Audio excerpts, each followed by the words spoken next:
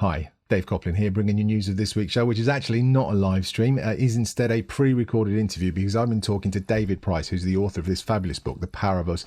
This book, for me, is essentially the closest thing we're going to get to a single textbook, a guidebook, a handbook, if you will, of all of the things that we need to consider and do as organizations, as leaders, if we're going to be successful in navigating the ambiguity that lies ahead of us.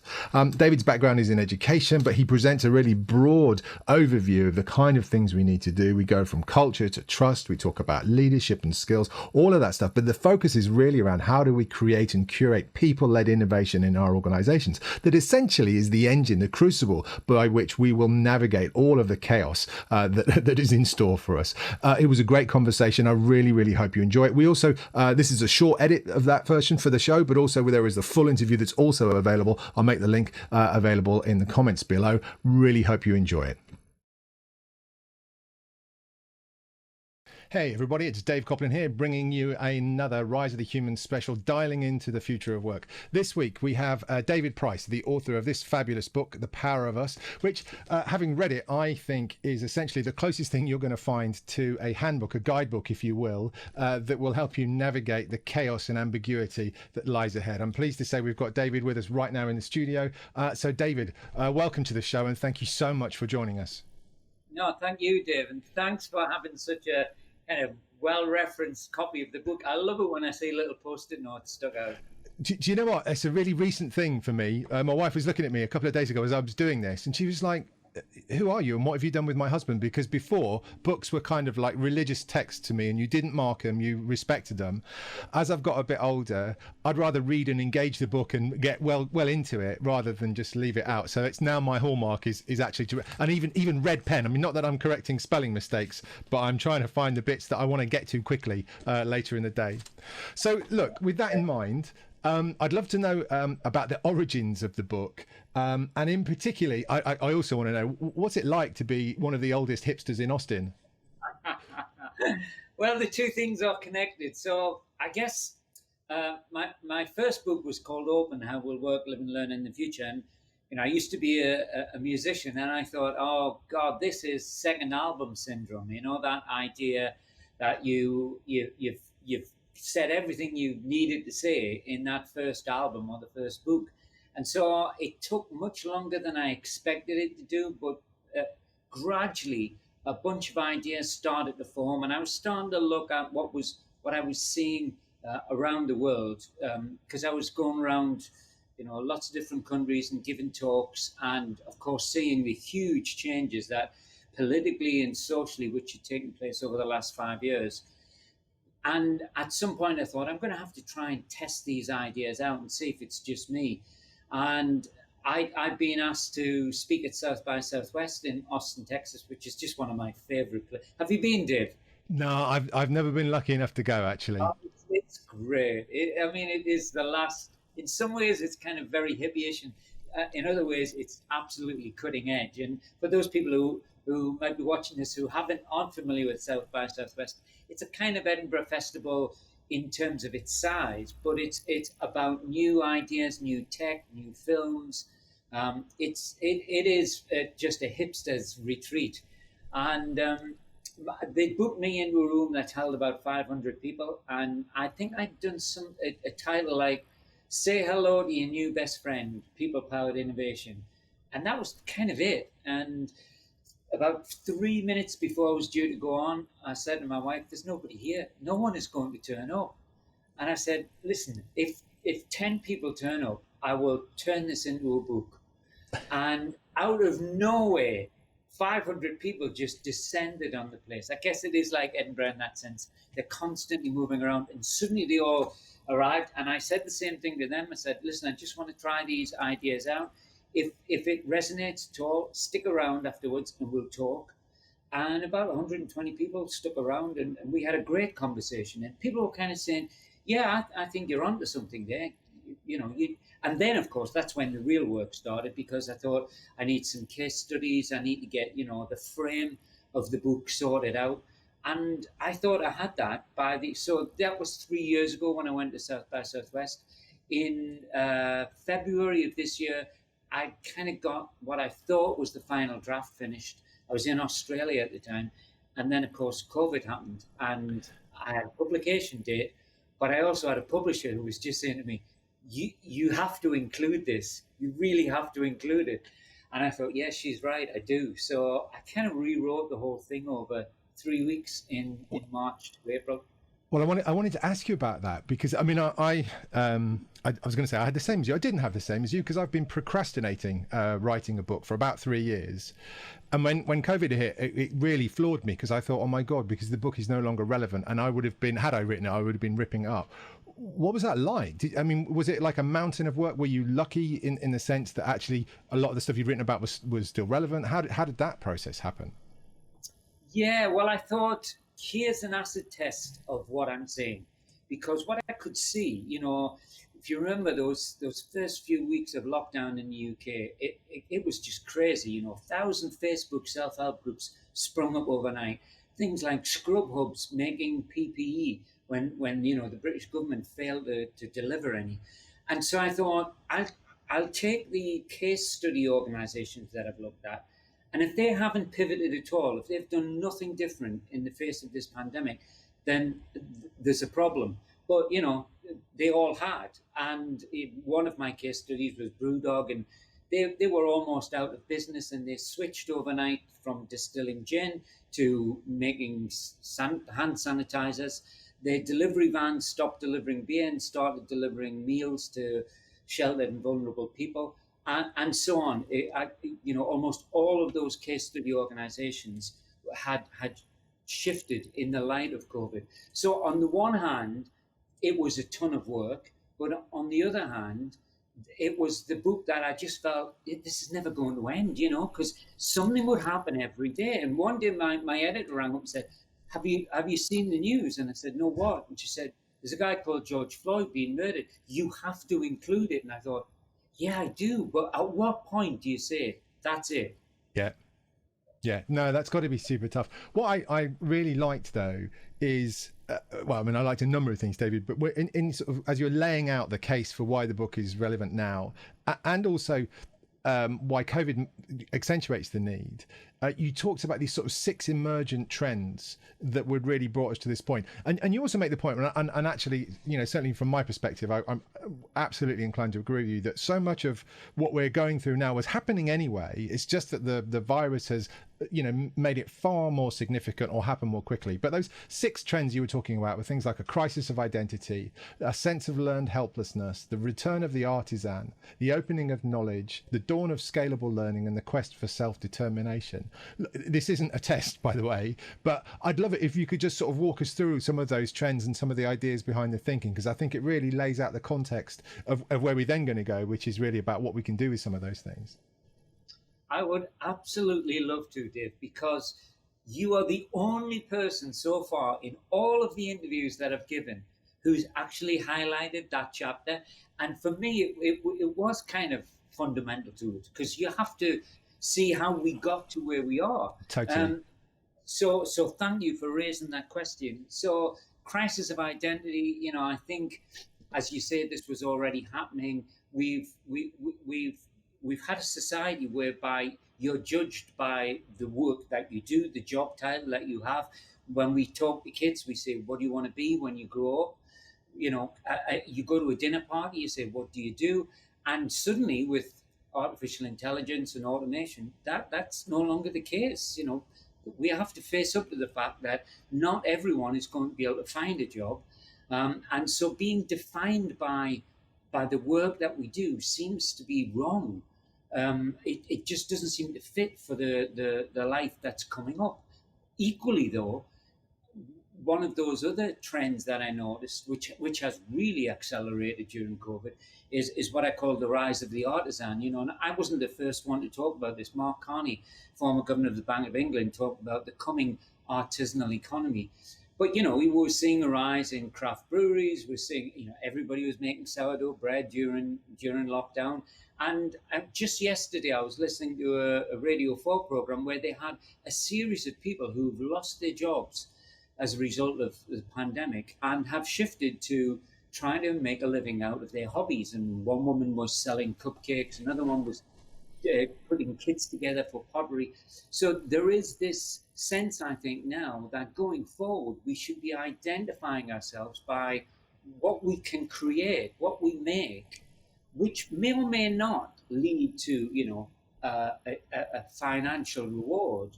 But that's why I like the use of that word occupation now, because it's what we are occupied by, and for many people that's going to be different things.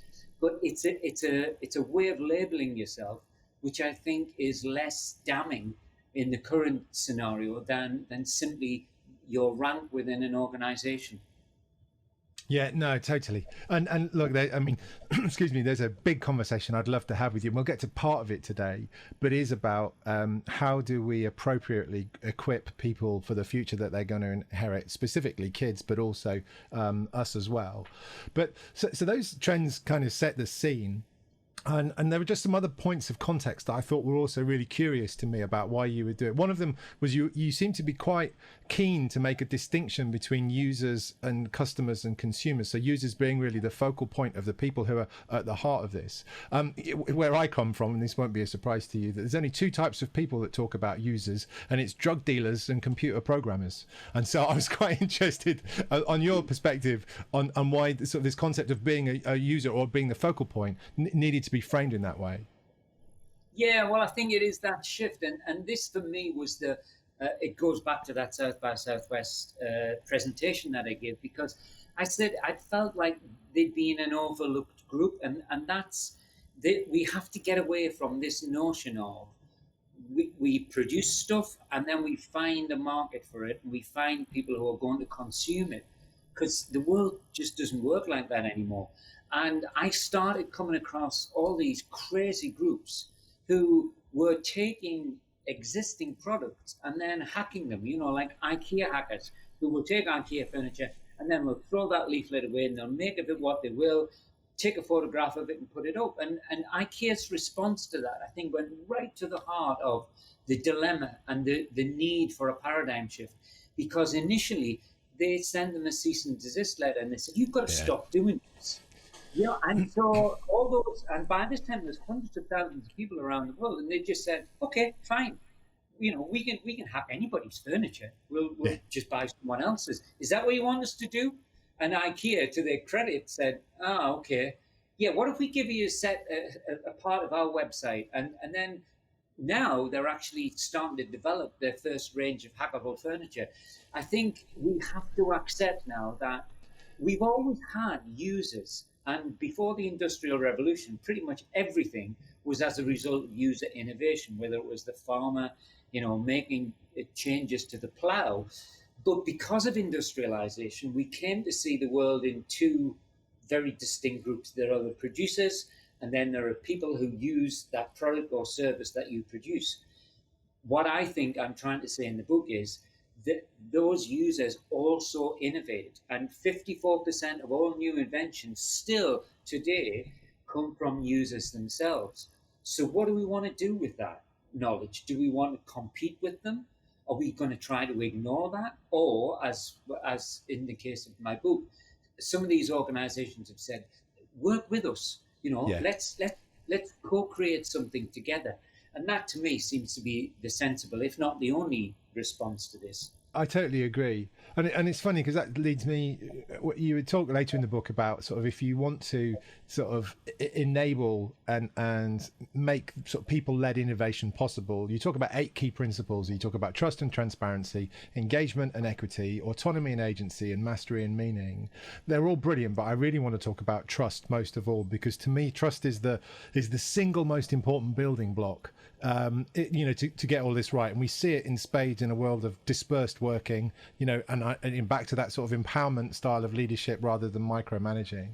What can leaders do to sort of grow, and not even just leaders, what can leaders and individuals do to grow and engender trust in the organization? Yeah, I'm glad you picked up on that, because I agree with you. I think the other 7 don't really feature unless you've got that in place, and it is so hard. There is a knowing doing gap, it seems to me, with leaders about trust. They know, and because umpteen surveys have been done. They know that it is absolutely critical to the success of an organization. But they somehow can't bring themselves to do it. And when I was writing that section, I looked at a number of things, and I've also got a copy of the book with some bookmarks in it. And I cited two studies on this. One's by a guy called Paul Browning, and the other's Stephen Covey. And it was interesting to see the overlap in them. But it's things like, being able to admit mistakes. You have to give trust in order to get it. And I think people don't, they fundamentally have difficulty with that notion that, trust can't really be earned. It has to be given. And so you have to be in that position where you're giving trust to other people, and in return, they'll start to trust you. Things. Sorry, just on that, because I like that, because you specifically talked about the importance of vulnerability in a leader, yeah. Which I think speaks exactly to that point, doesn't it?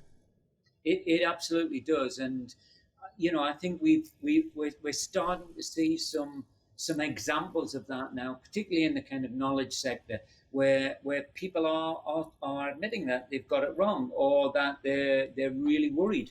And, it's not that long ago that you couldn't really do that and keep your job as a leader. Yeah, no, totally. Okay, I want to sort of, I guess, go to home territory for you, really, which is education and learning. And I guess I want to close later on thinking about schools and universities, but right now let's stay in the organisation and let's stay with sort of leaders. And it's funny because this has been something that comes up time and time in our conversations on this show, which is about the difference between skills and traits. So in a modern digital society, what becomes more important are these sort of core human principles, rather than the fact that I can code in COBOL, or I know how to operate a certain kind of machinery. And in the book you call out this as a difference between mindset and skill set, and I wondered if that was the same thing, or if one of you were going somewhere else with that. No, I think it is the same thing. I think the phrase I use in the book is mindset will always beat skill set, because there just seem to be a number of examples of people who had done amazing things. One of the people I cited in the book is a woman called Andrea Coleman, who set up an organization called Riders for Health, an NGO in Africa. And it's ensuring that people in remote parts of Africa can get access to healthcare. And it happens to do it by motorcycle couriers. Either they're couriering test samples, or they're bringing medics out to remote villages. It just so happened that Andrea was a motorcycle fanatic all her life. When she was 19, she was racing motorcycles. She's 70 now and still doing it. And so I think if Andrea had been, a chemist, she would have been working on vaccines for Africa.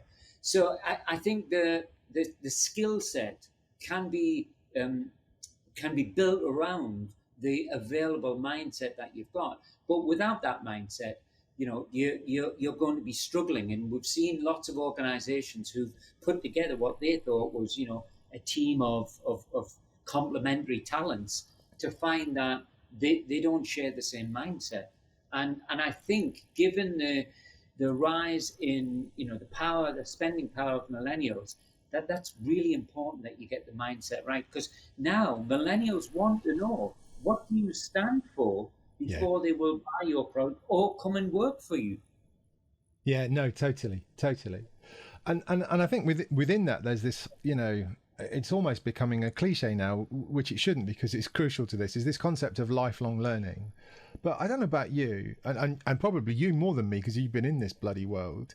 I feel like we've been talking about lifelong learning for ages, but doing bugger all about it. Do you know what I mean? And especially when it comes to organisations. So what do we need to do to make lifelong learning, everybody's expectation of how it works? Well, you're absolutely right. I mean, when did I first hear that phrase? It's probably around the mid 1980s, and yet we still haven't structured it. And at that point, I was working in further education, and we thought, hurrah! People are talking about lifelong learning. That's our clientele. and yet there was no support. The focus has always been upon, well, obviously schools, but universities. And I think people like Tony Blair didn't help when he said we want 50% of people to get to university. And you think, well, why? What's so great about that university experience? Of course, what we're seeing now is that disruption, which is happening all over the world, is also happening in the higher education sector. So universities are being challenged like never before, and they are having to think about the need to develop lifelong learning. But I have to say, Dave, frankly, in this country, they're not really getting that leadership from the government. What was interesting when I was looking at case study organizations was I went out to Dubai, and they've now completely rethought their education and training philosophy, so that they have a series of entitlements. If you're a young person, why should you be stuck in one school? Why couldn't you choose to do arts in one school and science in another? But also, why couldn't you get your hobbies recognized? If you were really good at athletics, then you should have time in order to do that. But crucially, what they also say is we need a different kind of micro credentialing, which understands that you're going to, in your life, you're not going to stop at 21. You're not going to be done with education. You're going to keep having to learn and relearn and unlearn. And therefore, they've made this commitment to lifelong learning genuinely, and much more flexible forms of assessment and accreditation. Because it seems to me one of the issues around lifelong learning is, if we've got a structure which we still have, which is clunky and out of date, it has to be validated by organizations. And I worked alongside a university, and I tried to get a program through, and they said, we want to know what you're going to be doing in 5 years' time. I said, I work in the performing arts industry. We don't know what we're going to be doing in 5 months' time. Yeah. It's crazy. So we've got to get much better at how we accredit it. Although, frankly, I think the tech and the knowledge sector is driving this anyway, because you've got more and more people like Google who are saying, not interested in what you know. Show us what you can do with what you know. And that applies whether you're 50 or 60. I think the only point I would make about Google, since I've always been a Google fan, in fact, I had shares until quite recently, is they don't look at diversity sufficiently well within their organization. So the vast majority, and you could tell me if this was the case at Microsoft, the vast majority of people, I visited Google's headquarters in Sydney, and I didn't see anybody who was either younger than 30 or older than 45. And I think that's a shame, because we're now starting to see, on one end of that, we're seeing this concept of kind of reverse mentorship. What can we learn from young millennials coming into the company? But one of the organizations that I cite is called Sparks and Honey, and they've set up this, what they call experienced internships for people who've possibly even retired, but they've got this wealth of experience. Yeah. We want to bring that back within the organization. Yeah, no, absolutely. And do you think that's the opportunity then? And, so as an organization and as a leader, coming to the end of the book, is the right action, the best action, to be an active and vocal part in wanting to make that happen, empowering those people to be, autonomous, to have agency, to master the things that they do, and to be, to create an environment where that becomes possible? Do you think that's the legacy, if you like, of the book? I think it's the only option. When you think about the wealth inequality gap that we've currently got, that's not sustainable. We can build those gated communities, but at some point, people are going to climb over those fences. If we allow this to continue, then even in our own self-interest, it would make sense to actually work with those young people to help them, just to give them a little nudge. I'm doing a talk next week, and I came across this young 15-year-old, and I meet these people regularly. She's in a school in Bogota, in Colombia. She's invented this amazing, it's a kind of igloo, but it's obviously it's made out of lightweight plastic material, and it's easily transportable. It sleeps 2 or 3 people with a little kitchen. The whole thing can just fold up, and it's for when there are, natural disasters and people have lost their home. She's done all that as a school project, and she's taken it to the United Nations. And I said, well, you're going to come on this talk with me, and we're going to find you some philanthropists who put some money into this, because this is what we have to do, is to say to these young people, tell us your ideas and help us fix the world. Because the challenges that are coming down the pipe in 20 or 30 years, I'm not going to be around, but these young people are going to have to fix climate change, they're going to have to find a solution to mass migration, and it goes on. So unless we nurture their skills and talents and give them the autonomy to be able to fix these wicked problems, then I'm not sure that we have a future. No, I couldn't agree more. I mean, and I would go, I was going to say I could go further, but I think you're on the same page as me. I think it's our duty of care. I think, our generation, people of our age, we are the guardians of the future that our kids are going to inherit. And if we give them, we're already handing them this steaming pile of, climate change and economic disparity. And if we also, as part of that package, choose not to give them the skills that they're going to need to solve those problems, I think we're derelict in our duty.